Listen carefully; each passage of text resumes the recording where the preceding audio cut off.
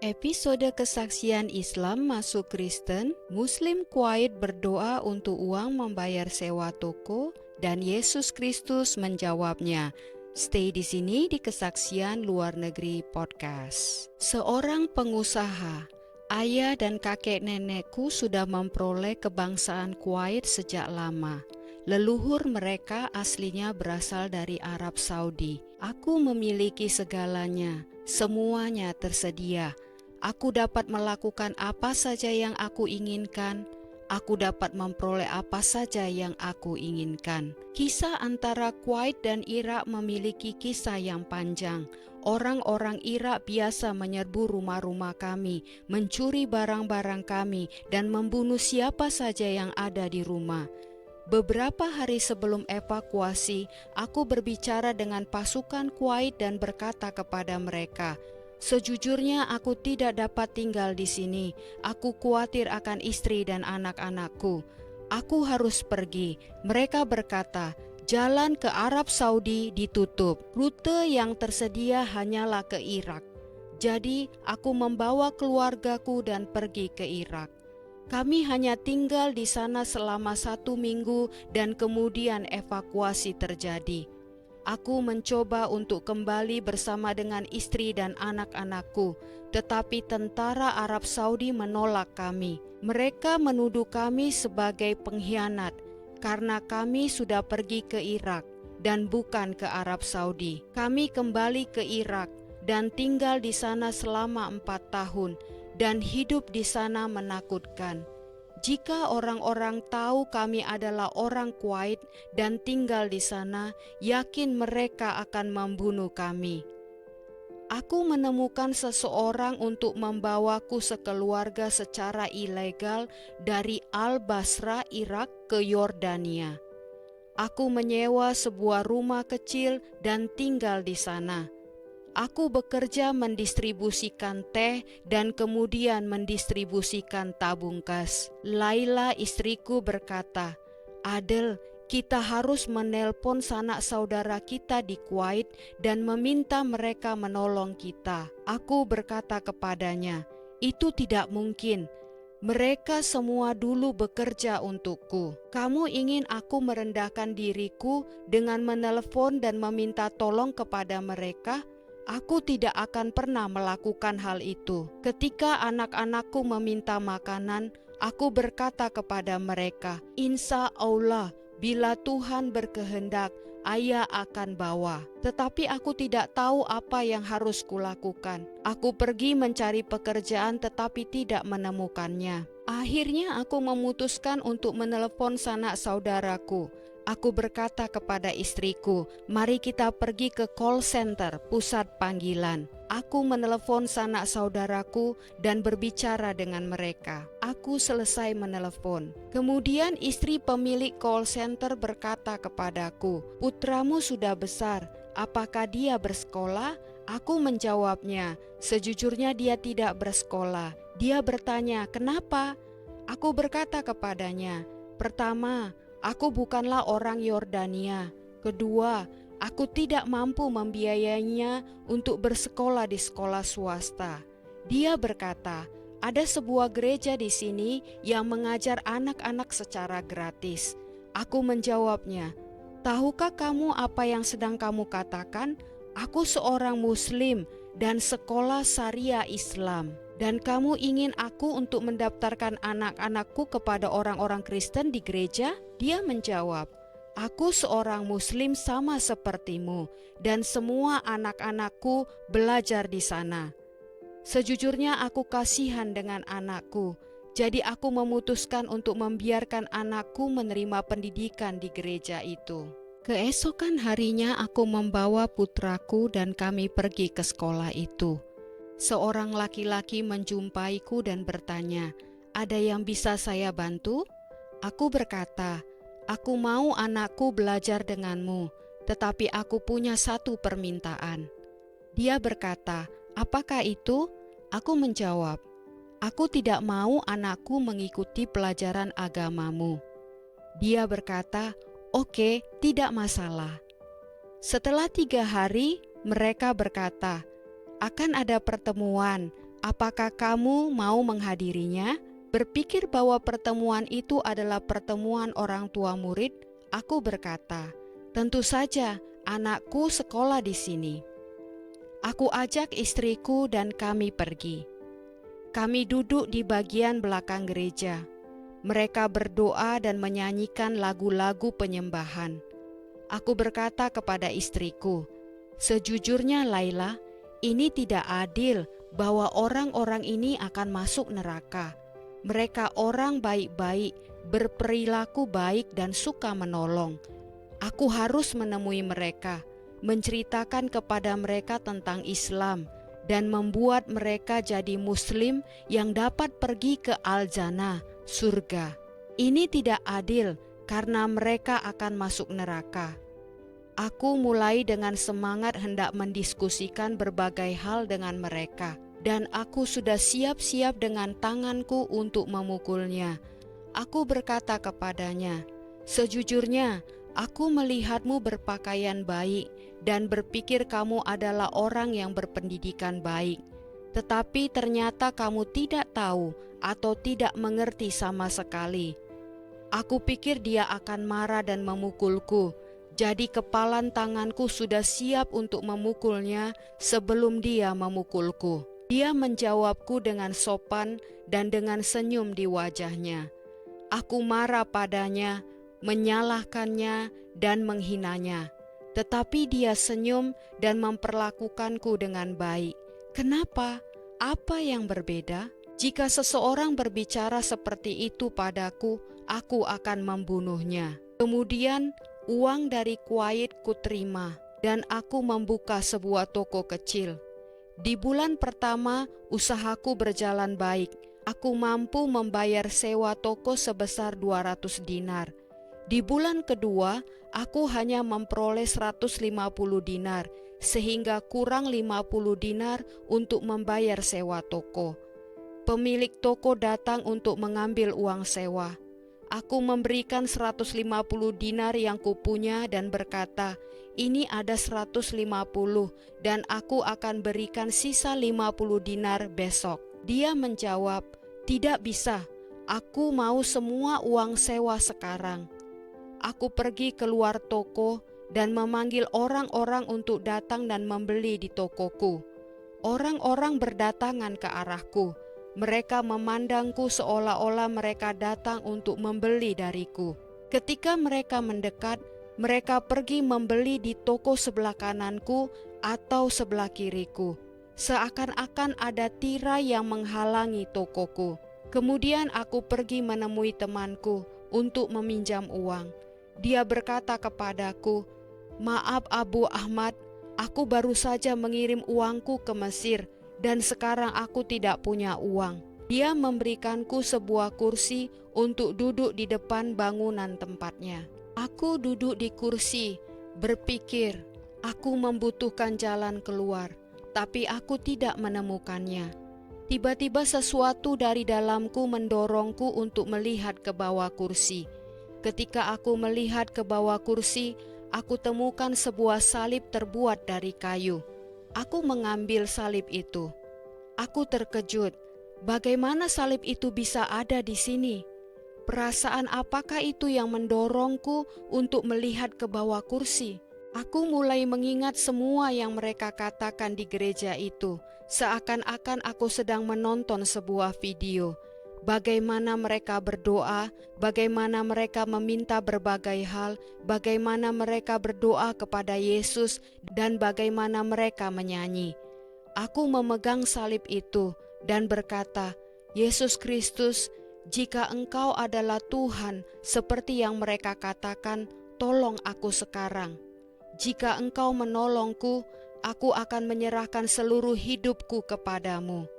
Segera setelah aku berkata seperti itu, temanku melempar sapu yang dia gunakan untuk bersih-bersih dan berkata kepadaku, "Ayo kita pergi ke temanku." Dia mengetuk pintu dan temannya membuka pintu.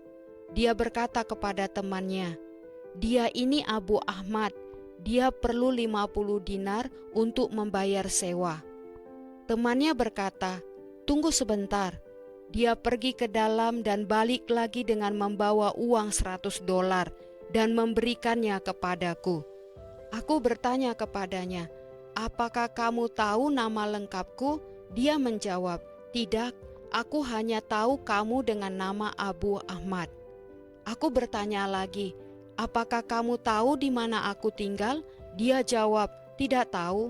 Aku berkata, "Kamu orang Mesir, kamu memiliki keluarga di Mesir, dan kamu membutuhkan uang. Bagaimana kamu dapat mempercayaiku dan memberikanku uang, sementara kamu lebih membutuhkannya?" Dia menjawab, "Jika kamu ingin mengembalikannya, kamu kembalikan. Jika tidak, kamu tidak perlu mengembalikannya." Aku ingin membuktikan bahwa apa yang telah terjadi hanya kebetulan, bukan karena Kristus telah menjawab doaku.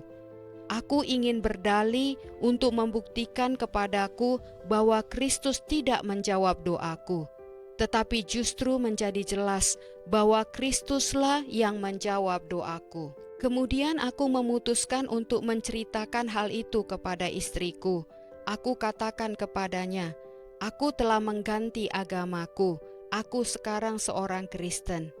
Dia benar-benar marah dan berkata kepadaku, "Apakah kamu sudah gila? Apakah kamu sudah hilang ingatan? Kamu pergi untuk mencoba mengubah mereka, dan ini mereka yang mengubahmu." Aku putuskan untuk pergi keluar jalan-jalan sebentar, daripada membuat keadaan lebih parah dengan istriku. Ketika aku kembali ke rumah, aku temui bencana yang lebih besar. Aku melihat Laila telah memisahkan kamar menjadi 2 bagian dengan memakai selimut. Aku bertanya kepadanya, "Apa ini?" Dia menjawab, "Kamu bukan lagi suamiku, kamu orang kafir. Ini tempatmu, yang satu lagi tempatku dan anak-anakku. Jangan dekat-dekat dengan kami atau turut campur dalam hidup kami. Kamu bukan suamiku." Aku berkata, "Istriku tersayang, ini adalah jalan yang benar. Kristus adalah Tuhan." Dia berkata, "Cukup, cukup kekafiran." Suatu hari, seorang teman menyarankan agar aku pergi ke Perserikatan Bangsa-Bangsa. "Kamu memiliki dokumen-dokumen Kuwait, jadi mereka mungkin dapat menolongmu." Aku pergi ke Perserikatan Bangsa-Bangsa dan mereka memberikanku sebuah amplop.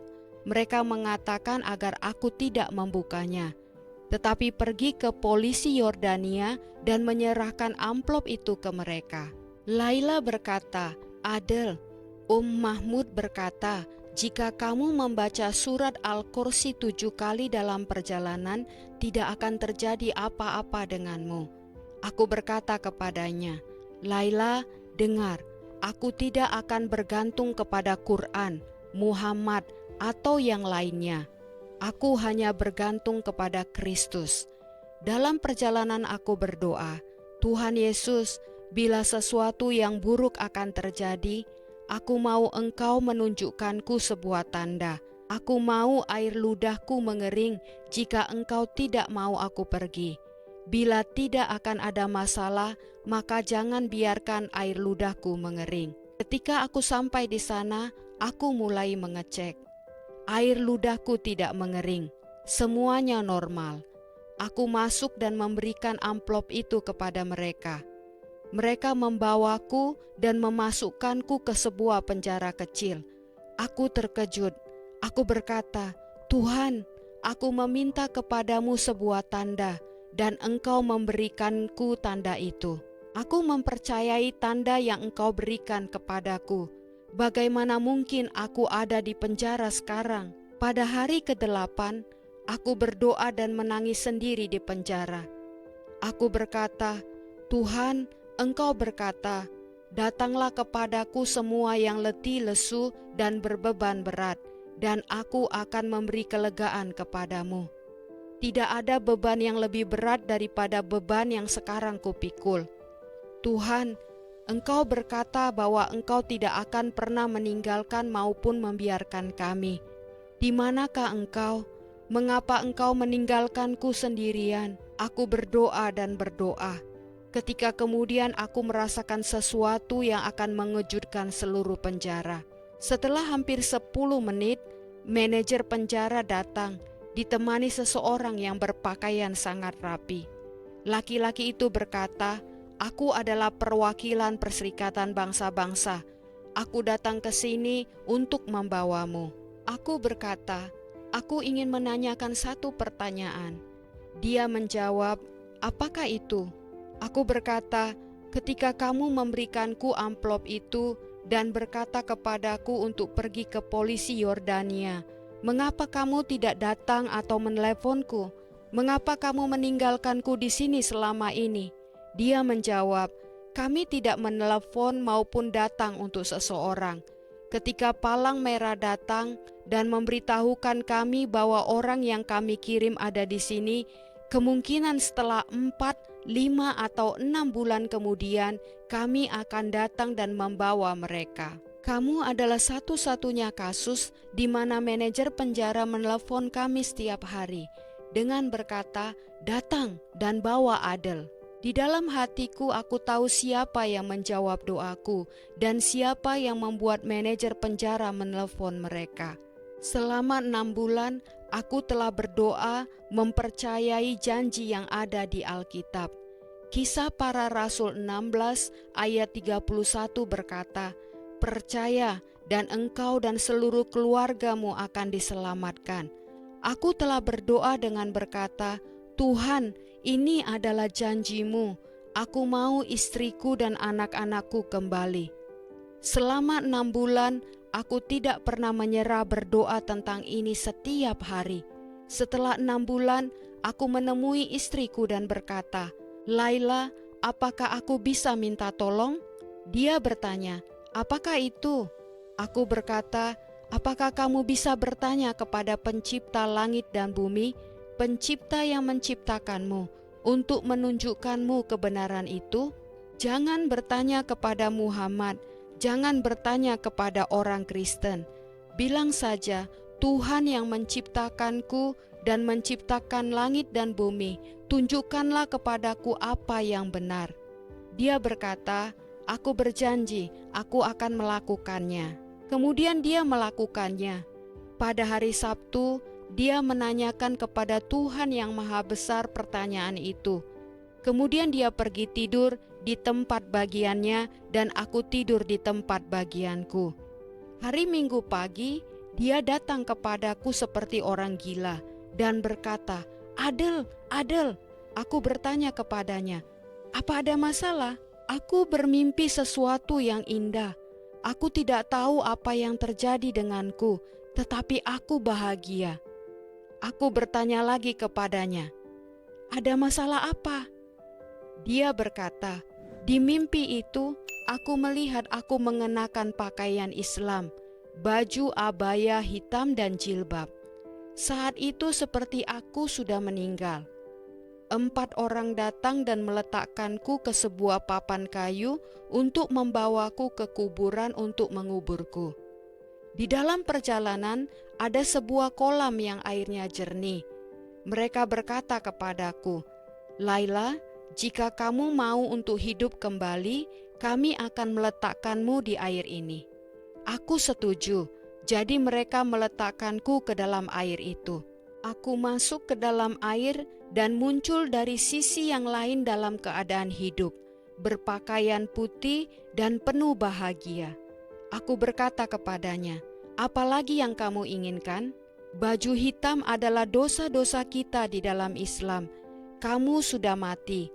Barang siapa tidak memiliki Kristus, orang itu mati.